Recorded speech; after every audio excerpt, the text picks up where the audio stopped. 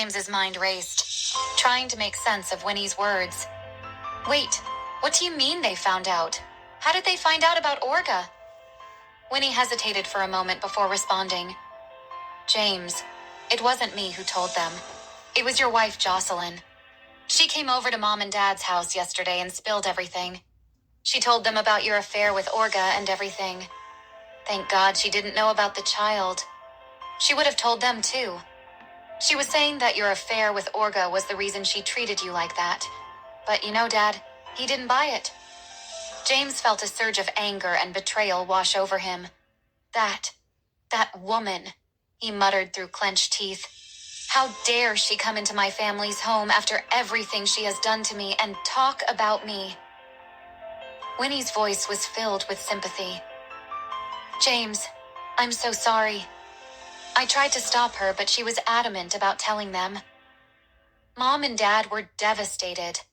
They couldn't believe it. She was trying to gain their sympathy because she did what she did to you in your marriage because of Orga. So Mom confronted me about it. I can't deny it. I told her the truth. I mean, everything except the child. James pinched the bridge of his nose, trying to calm himself down.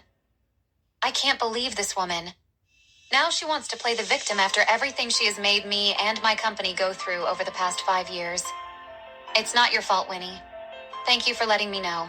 I'll have to deal with this situation somehow. As he hung up the phone, James's mind raced with thoughts of how to handle the fallout from Jocelyn's revelation. Problems were adding up one after another. He was angry that Jocelyn kept meddling in his business. He really needed to remove this woman from his life as soon as possible. James sat back in his chair, his mind swirling with a whirlwind of emotions. He felt a potent mixture of anger, frustration, and betrayal coursing through him.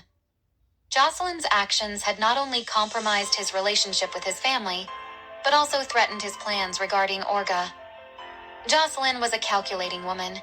She wouldn't do anything on impulse. There must be something she wanted, and he had to find out. Nick was the one who brought Frank into this mess. He wanted to protect Orga from being with James again. Was it because he was worried about James betraying Orga again? Or did he do it for his own interests because he also loved Orga and wanted to pursue her, which he couldn't do with James in the picture? Either way, Nick brought Frank to be the wall between James and Orga. He never thought that Frank was also in love with Orga. Ever since the day Frank saw Orga, he had fallen in love with her. But Orga was too heartbroken, so he couldn't confess, and he was running for minister.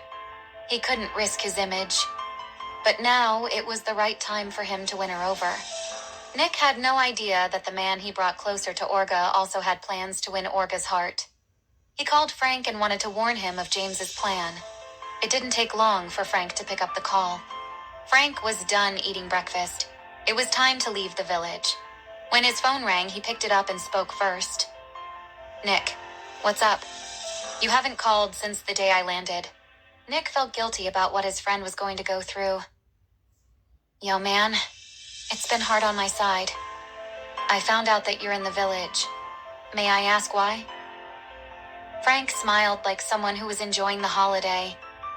Nick, are you spying on me and how I play my part as Orga's boyfriend? No, man, but remember who I work for. James found out about your trip with Orga and all the time you spent with her. Now he wants to make sure your name appears in the headlines by this evening. You'll be the hot topic for everyone. I've just sent the information he gave me to a journalist, as he asked me to do. You know, I couldn't disrespect his orders. Frank was quiet for a moment, and Nick started to think that maybe what he did was wrong. After a minute of silence, Frank finally spoke. I am a man, Nick. I can handle myself. My PR team doesn't even have to be involved in this. I would be happy for the world to know how much I love Orga. It would be a better way to make Orga fall for me. I am the best person for her. She's young and the most beautiful girl I have ever seen. And they won't speak badly about her child because we have fabricated everything to show that her child is mine. So there's nothing to worry about. It's not bad for a man to take care of his family, right? If that's how James gets revenge, I wonder how he succeeds in business. He would be the stupidest businessman I have ever seen. Frank thought that James had leaked the information about her relationship with Orga, so he was happy about it. But he was not going to like what he was going to hear next. Nick was stunned. He had just discovered that bringing Frank closer to Orga was giving him the courage to pursue her. If he had known that Frank had the slightest feeling for Orga, he wouldn't have done that. Now he had to deal with two men who also wanted Orga, not forgetting that his life and career were at stake in case James found out about him. The worst of it was that Orga considered him just a friend. Nick felt very confused after hearing what Frank said. He didn't realize how much Frank cared about Orga.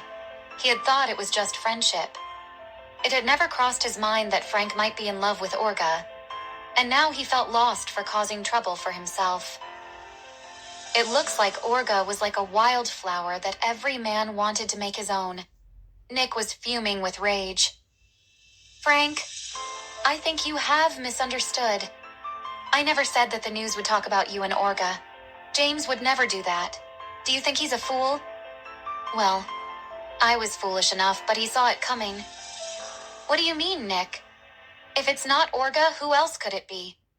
I never interact with women. Nick, tell me, what's the news about? Nick was disgusted by what he was hearing, but he was again happy that James had planned this. Otherwise, he wouldn't have found out about Frank's feelings for Orga. Frank, wait a bit. Soon you'll find out. Then he hung up without saying anything else. For now, he was at James's side, taking Frank away from Orga's side before he won her heart. Then, when that is done, he will make sure Orga doesn't forgive James. Frank was stunned, calling out, Nick! Nick! Nick! Did he dare to hang up on me? Those two might not know who they're dealing with. Nick might think that I am still the weak little guy in college that everyone used to bully. His jaw tightened as he said to himself, Don't push me, Nick. I might not consider us friends if you dare play games with me. I don't owe you anymore. Don't try to see the other part of me because you might regret it for life. Nick didn't know what he had gotten himself into. After hanging up, he stood up and got into his car, hitting the steering wheel with frustration and screaming, What did I do? I should have done it myself without bringing in another person. But they're all wrong. I would rather die than lose Orga. James's good mood was ruined by the call he had just received. He had tried his best to keep his relationship with Orga a secret. The worst part of it was that the one who told his parents was his wife. The woman he hated more than anything in this world. He understood why Jocelyn did that. To gain sympathy from his parents and to ease her conscience for everything she had done. She wanted to make sure that the day he brought up the divorce papers, her in-laws would be by her side. They used to love her so much. She had to make sure she brought back those moments. James knew what to do. Now that his rival in love would be busy dealing with the media, at least for a few days, he would be busy with other things. He had to deal with Jocelyn and his parents as soon as possible. With that in mind, he called Nick. Nick was still sitting in his car, his head down, lost in his thoughts. The phone ringing brought him back from his reverie. He took a moment to freshen up and answered. James's voice was heard on the phone in a commanding tone. Nick, where are you? Come to the office now. Nick was in a bad mood, but he wouldn't dare ignore James's instructions. Sir, I was in the middle of dealing with the media. I'll be right there after I'm done. He wasn't busy. He just wanted some more time alone. The love he had for Orga was driving him crazy. James spoke before hanging up. Okay, come back as soon as you're done. After James was done instructing Nick, he called his best friend, William. No one picked up, so he sent a voicemail. James was done playing the good guy, acting as if he had forgiven Jocelyn and her family. He was going to make them pay for everything, one by one, and leave them with nothing. Though he had planned to expose Frank, he had also planned ways to make Frank invest in his business. His face turned dark as he murmured, I am going to start with Jocelyn. After that, I will come for that old hag of a father-in-law. On the day of our company's anniversary celebration party, her family will receive hot chili soup. That's when everyone will realize that they should never cross James Hawkins. In the village, a visit to Grandma was coming to an end. It was time to head back to the city. The two women were packing. They had just finished talking to Frank, and they were going to drive together. Maggie, unaware of what was coming for her, sat down as Olga kept packing. This has been the best time I've had in a while. This place doesn't feel like it did when we were young. It's completely different. The experience was very different. I was able to forget the problems a little.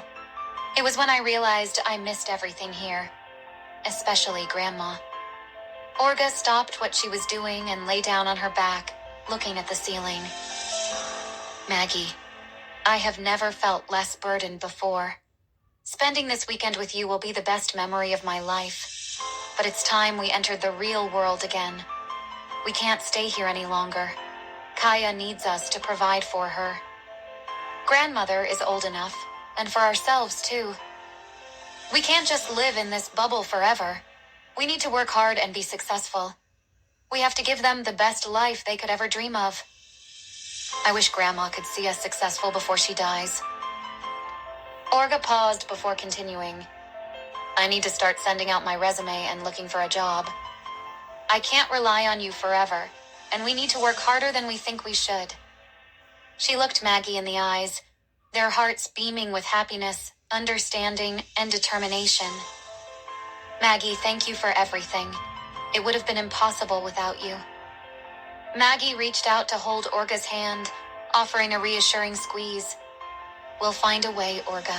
We always do. And I'll be right there beside you every step of the way. We'll work hard, chase our dreams, and make Grandma proud. She's been our rock, and we owe it to her to make something of ourselves. Always remember this. You're not alone in this, Olga. We're a team. We'll support each other, lift each other up, and celebrate our victories together. We'll make our own success story, just like the old days. Olga nodded in agreement, feeling a pang of sadness as she spoke about their responsibilities. You're right, Maggie. As much as I wish we could stay here forever, reality is calling. We have to go back to our lives and take care of our loved ones. The two friends hugged each other, feeling the warmth of having each other's company.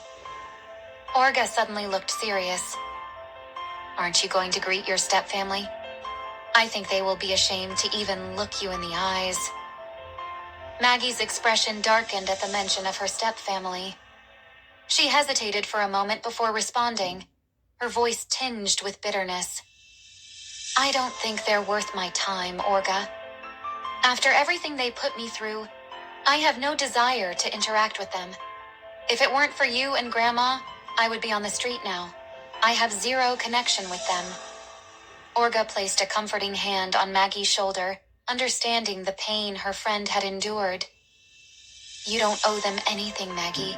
You have gone through enough already. Let's just focus on ourselves and our future. Maggie nodded, grateful for Olga's support. You're right. As always, let's not waste another moment thinking about them. But if I were you, I would like to see the look in their eyes. They burst into loud laughter. As they finished packing, Olga's phone buzzed with a message notification.